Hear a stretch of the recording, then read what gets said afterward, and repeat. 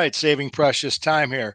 Thank you very much. Hey, thank you for joining us. It is the StewKast Wrestling Podcast. I am Lou Marconi at L Marconi 251, along with my co-host Corey Castle at Corey Castle everywhere. L Marconi 251 is on Instagram at L Marconi 1973 is my Twitter X handle. Sorry, geez, what's wrong with me today? All messed up. Been running around like a chicken with my head cut off on these Wednesdays, I tell you. So it is 12:35. Thank you for joining us. This is episode 10 of the StewKast. Hey, before we get any further, check out the sponsor of the show and the details of the show. The link, Hemisphere Coffee Roasters. Click on it. Order up some coffee. It's really good stuff. It's a local company out of Columbus, Ohio. It's American. Check it out. It's really good. And ask you how you heard of them. Yep. Yeah, tell them Stu sent you. Tell them Stu sent you. The StewKast sent you. And we are part of the Combat Zone Network, which is a subsidiary of the Fans First Sports Network. Thank you all. We do appreciate it. So today we got two parts of this. We're going to talk about the Mr. McMahon series, parts 5 and 6, and then we're going to talk about Bad Blood and what we thought. Now, Rod, you said it's gone 2 hours now, which I think would probably be a better show in my opinion. So when you don't have it stretch out too long, you can only keep your audience for so long. So I think that's why they did it. But when does Raw go to Netflix? In January. Yeah, January. Okay, and isn't Netflix doing a Saturday Night's Main Event with Jesse Ventura in December? That's in NBC in December. It's NBC? Is it on Peacock? That'll probably be on Peacock. Peacock. Yeah, it's prime time. Like that's the point of Saturday Night's Main Event. It's supposed to go on prime time. NBC. It'll be on network TV. That's December 14th, I believe. Cool. Awesome. Well, let's dive into it. Episodes 5 and 6, Vince McMahon, and I believe this is when kind of like he ended up ruling the wrestling world when he bought WCW and Shane showed up on Nitro. I remember that night. Yeah, the whole thing behind that episode was just family business, right? Was that what 5 was? Yeah. It was all about the relationship between him and Shane, really. Well, Shane thought he was the heir apparent, and it didn't work out that way. No, and it was probably similar to the relationship he had with his dad. If you notice that when they talked about that in the beginning, like meaning Vince McMahon Jr. versus Senior, this is Shane versus his dad. So it's kind of interesting how that dynamic kind of changed a little bit. And dude, also, go ahead. What did you think of the part, like when they showed the part of like Shane's comeback and how big of a spot that was and how big of a reaction that was? He had been gone from WWE TV for 6+ years, and he had that comeback, and the crowd welcomed him back, and he had tears in his eyes, and he was like really emotionally kind of high at that moment. And then Vince was going back and forth with him in the promo, and I guess maybe forgot what his line was, and he was like, "I'll give you a effing beating, or I'll give you a effing slapping, or whatever." Like he like broke for a second. Spanking. Yeah, he went, "Fuck him." He gave a real like quick like. He talked to him like a dad talks to a son. In that. Well, I did know I do have a Shane McMahon story where I'm walking backstage and he's sitting on a folding chair. Did I tell this story on this show? He's sitting on a folding chair. This is 98, 99, like back when Bluetooth technology was brand new. He's holding his phone in his hand. Yeah, he's looking forward and he's talking. Hey, what's going on? How you doing? What's up? And I stopped and I turned. I thought he was talking to me. I was like, what? You talking to me? Like, it just like, oh. And then I just looked and I saw something in his ear and I'm like, oh, sorry. I just kind of walked away. He came up to me later. He's like, hey, sorry about that. I said, hey, I had no idea you're on your phone. I'm sorry too.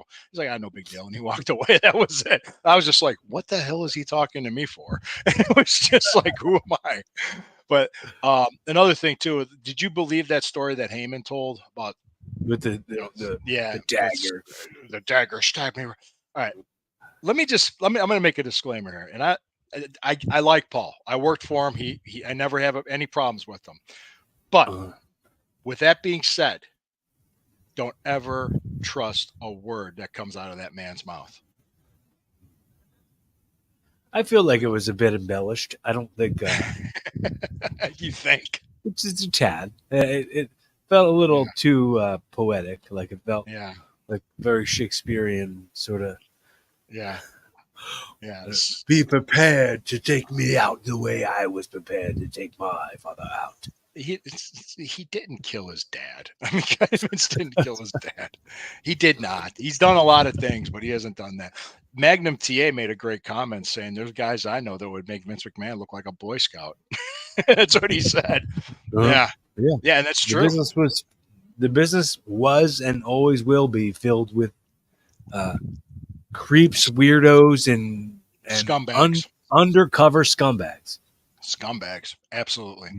Yeah, we're the exception. We're not the rule. No, but I'll tell you what. Back in my day, I've told stories, and I'm not ashamed of it. I'm not hiding from it. But people would consider me of ill repute back then because I was pretty much. I did what any young man would do in that position when he had it presented to him. I took it. I took advantage. And now, keep in mind, I never made anybody do anything they didn't want to do. But hey, looking back, I wish I didn't do it. I mean, I'm a lot happier now in a marriage. But hey, back then I was in my 20s. I thought I was happy, but I wasn't. So that's a whole different story in itself. Right. I mean, to digress. You got to go. You got to go through everything you go through to appreciate where you are. We were talking about that before this. Yeah. So, I mean, when it comes to regrets of like when I was younger and decisions that I would have made, or it's that sliding doors thing. If I would have been nicer to this promoter who everyone else was being nice to, just because he was giving opportunities out, maybe I would have got more opportunities. But you know what? I'm happier with who I am. Yeah, I can sleep at night better knowing that I didn't kiss up to somebody who didn't deserve my respect. I'll tell you what. Do you ever hear it's like that song? I don't know who sings it. I wish that I knew what I know that I know now what I knew then when I was younger.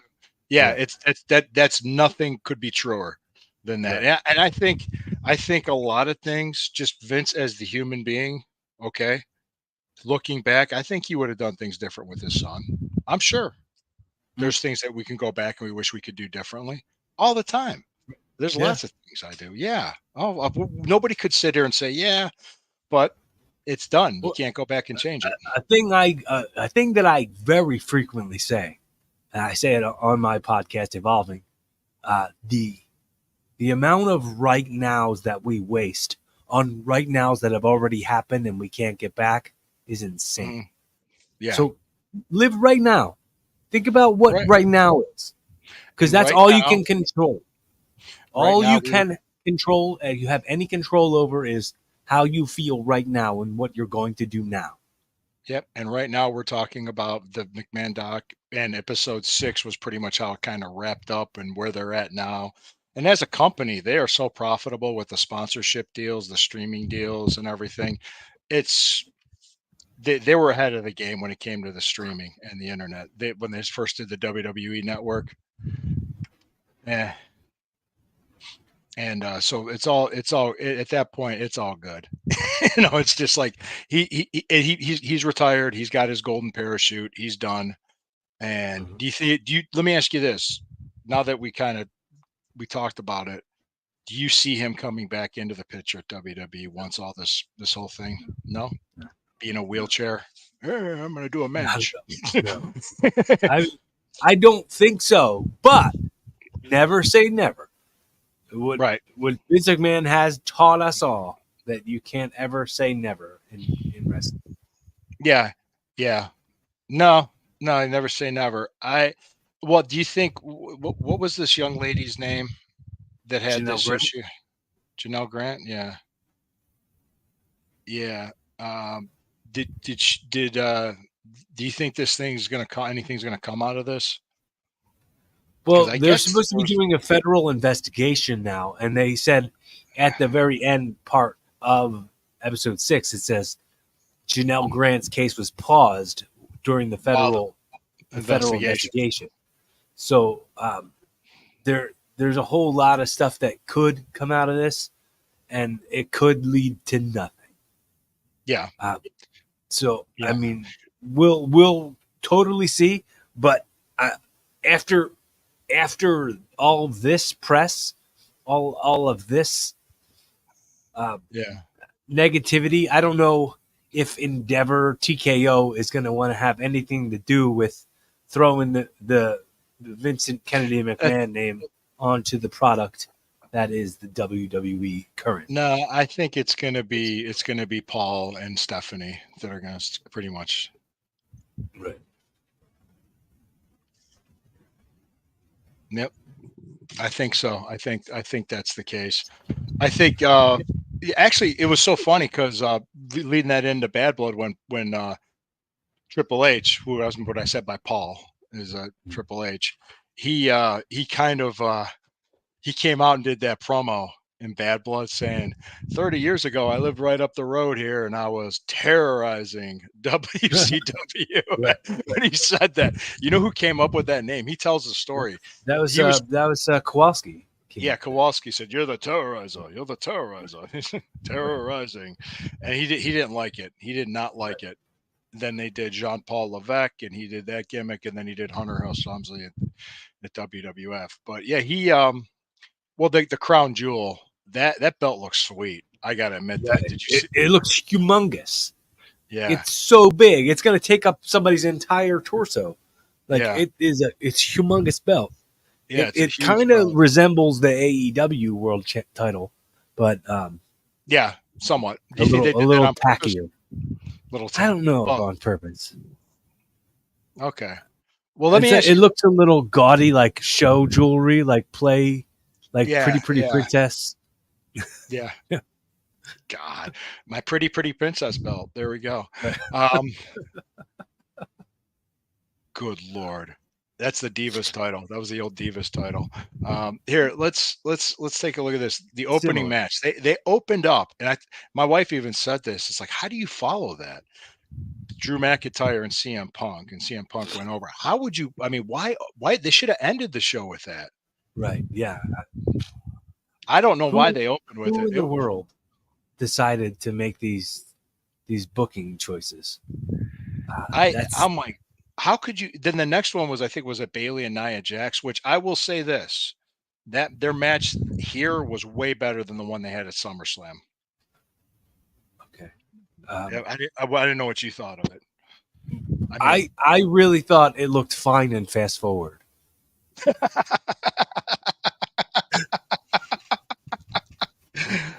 Oh my God, that is like the line I've heard. Match looked great. Fast Forward. There you go. All right, let's take that moment. We're going to pause for a break right now.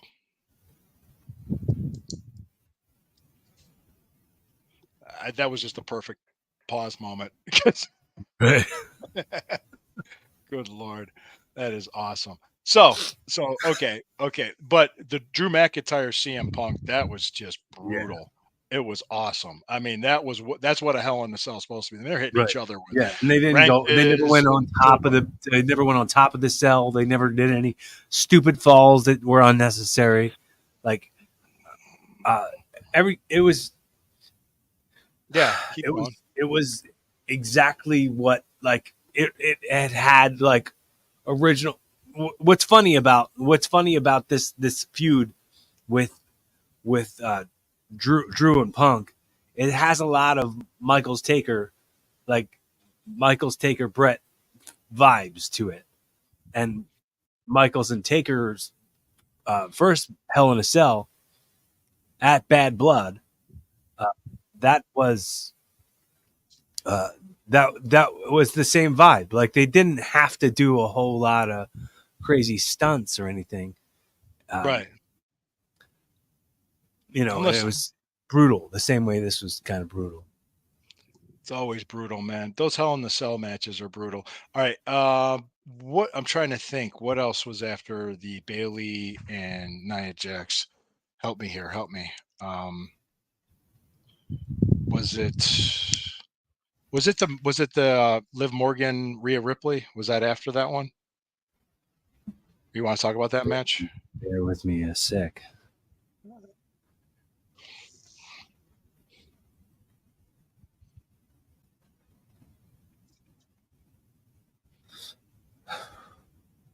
Hmm. Take your time. Well, not like we got anything. Well, we could talk No, about. I'm gonna pull up the card. Is what I'm doing. Oh, okay. Well, yeah, we're on. We're live right now. So, Yeah. let's say. Well, let's talk about the Rhea Ripley, Liv So Morgan. CM Punk and Drew, and then Nia Jackson Bailey, and Yeah. then this is the match that I did want to bring up: Damian Priest versus Finn Balor. Oh, yes.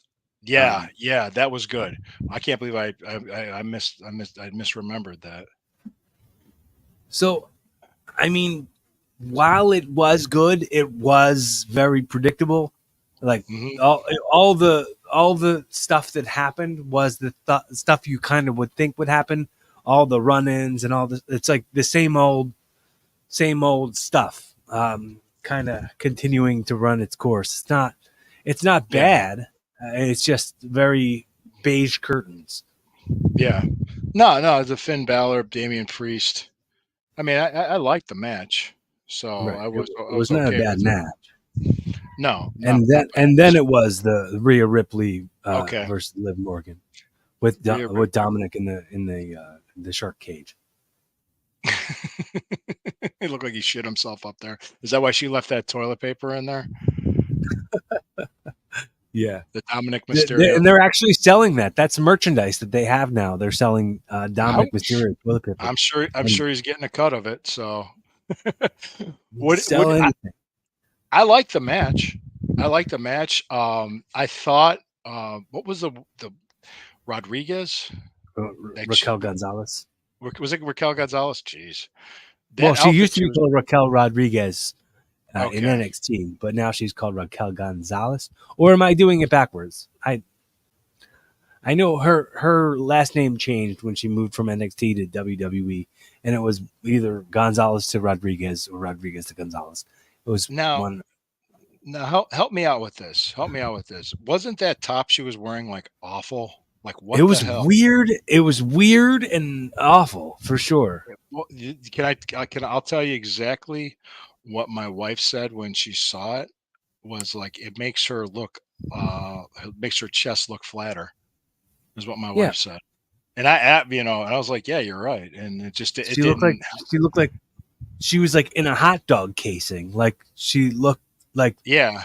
she was just cased together like a sausage link or a hot dog or something. Right. It was weird. Yep. Like 'cause Yeah. she's in good shape, but that didn't flatter her in any way. Yeah. That's the best way. Is unflattering. It was a very unflattering, very, very unflattering outfit. So that, and then plus she what she should have done was she put Right. Liv on top of I her. It think that meant nothing. they confirmed that she like botched whatever the finish was. Because if you looked at it when she came and did the run in, the ref went running to the ring, and you saw him like she wasn't supposed to do and it Yeah. Yeah. wasn't like Like he did. it wasn't like the way a ref oversells something. It was like he was like shoot, not sure what was going on. And what she could have done to cover that up was after she put Liv on top of her, go down herself and count to 3 and get Mhm. heat. Right. Get heat. That would have done it, but she didn't do that. So then I think the last one was the tag match, wasn't it? Roman Reigns and Cody Rhodes with Yeah, Cody Rhodes and Roman Reigns versus the Bloodline. Yeah. versus the Bloodline. Now they were. I knew once I heard Michael Cole say this. Was it Michael Cole or Corey Graves? They were talking about in 1980 at the Omni in Atlanta when Ole Anderson turned on Dusty Rhodes against the Assassins. I said, well, all right, it's not going to happen in this match now because they just brought it up. That's when I knew. Once they said that, I knew it wasn't going to happen. Because it would have been very easy for Roman Reigns to turn on him and get all this heat for doing it, but he didn't do it. But I mean, I'm gonna go with something, and I'll give credit to Jim Cornette, because Jim Cornette called this when he said, "Why would they do that to forego the probably millions of dollars they'll make off of babyface merch from Roman Reigns?" From Roman Reigns, yeah. Like they're not going to forego all that money that they'll make off of merch from babyface Roman Reigns, and he has such a limited schedule already. He has such a small time left on his career already.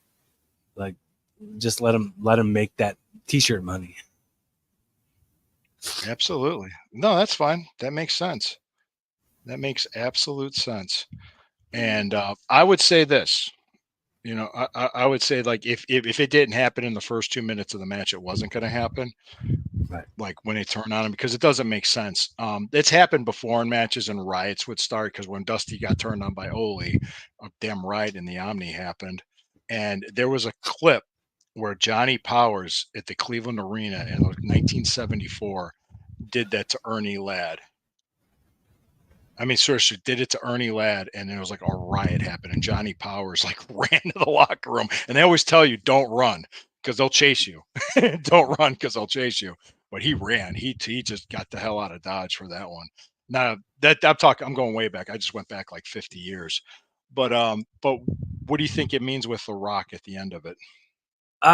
Well, we failed to mention Jimmy Uso coming back. And the reveal of that. My fault. I failed to mention. You just did. Right. Okay, sure. Sure. Beat yourself up. Beat yourself up. I won't do it. I'll do it all day. Can't beat yourself. Who can you beat? Who do you ever beat? Himself? Yeah. Himself? Yes. Go ahead. Talk about Jimmy Uso. That was pretty cool. How this guy in a hoodie just showed up. Yeah, the way they did it was like, we weren't sure if he was gonna, like, what this kind of like, he had a bandit bandana sort of situation and a hoodie on, so we didn't know who that was, and he was kind of lost in the shuffle of the Loas. You know what I mean? So yeah. The Tonga Loa, Tonga guys.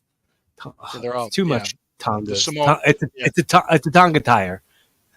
You get all Tonga tied. It's a Tonga tied. Okay. Well, that was a cool spot in the match. That was great. And he also was the one that talked in Roman Reigns to go back and help him.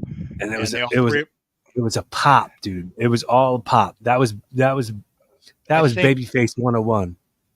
That officially turned Roman Reigns babyface, because I think people were kind of not willing to buy into it yet, and I think now that it happened. And then you heard The Rock's music. He came out. He was holding that Brahma Bull belt over his shoulder, and he came out and did a couple hand gestures, and it's like, ooh, okay. 2, 3. Yeah, he kind of did that. So it's interesting to see. Obviously, Dwayne's back. So. Well, was that more? Do you think it was supposed to be at all three of those guys, right? At Jimmy, Roman, and Cody. But I thought when I first did it originally, and I said to Alyssa, night one of WrestleMania, he beat Cody 1, 2, 3 in the middle of the ring, and that was what he said in his promo to Cody before he took his time off. He brought that up. He brought that win up. So I figured that was why he did the 1, 2, 3 thing. I didn't think there was any other significance to it. No, you're probably right. There's one other thing too. Like before the matches, Roman Reigns came out to an orchestra, and Cody Rhodes came out to a marching band. So my wife said, "Wouldn't it be awesome if one of the people from the marching band got in the ring and just hit somebody with a horn?" Yeah. And I'm like, the reason why she said that was when she was in high school, she was in marching band. She played the clarinet. So come in there with a clarinet and knock somebody over the head. But I overall, I thought Bad Blood was a great show. I would have put Bailey and Nia on first and put the Hell in the Cell last. That's what I would have done. So do you think that Jay and Sammy join in with Jimmy and Roman and reunite the original bloodline? Who's to say at this time? I'm not a booker. I don't know. I definitely think that that's where it's headed. If I was to just guess, if I was to call it, and I usually am very good at calling things when it comes to the booking, I would say it seems the likeliest of situations. It's very possible. It's going to be Jay Uso joins back up with the original bloodline, and so does Sami Zayn. And they did that angle after Bad Blood that only got released on social medias, where Kevin Owens turned on Cody Rhodes in the parking lot. So I have yet to watch Monday Night Raw from this week, so maybe they followed up some more on there. I didn't see if they did or not, but I'm gonna watch that today. All right, cool. All right, guys, thank you so much for this. We'll talk more Raw and SmackDown and anything else going on in WWE and anything else going on in pro wrestling next week. This is the StewKast, the wrestling podcast on the Combat Zone Network, a subsidiary of the Fans First Sports Network. Thank you all for joining us. Hey, check out. I'm speaking in hyperbole. So please check out Hemisphere Coffee Roasters, sponsor the show. Detailed link is in the details of the show. We appreciate each and every one of you, and thank you very much. We will see you all next week at 12:35. If you're hanging with us on the show here today, leave us a comment. Make sure you say what's up. Let us know you exist. Leave a comment on Spotify if you're downloading it on Spotify, hearing the audio only. If you're hearing the audio only, give us a little whoop whoop in the comments. Whoop whoop whoop whoop whoop whoop. All right, thank you guys. Appreciate it. Take care.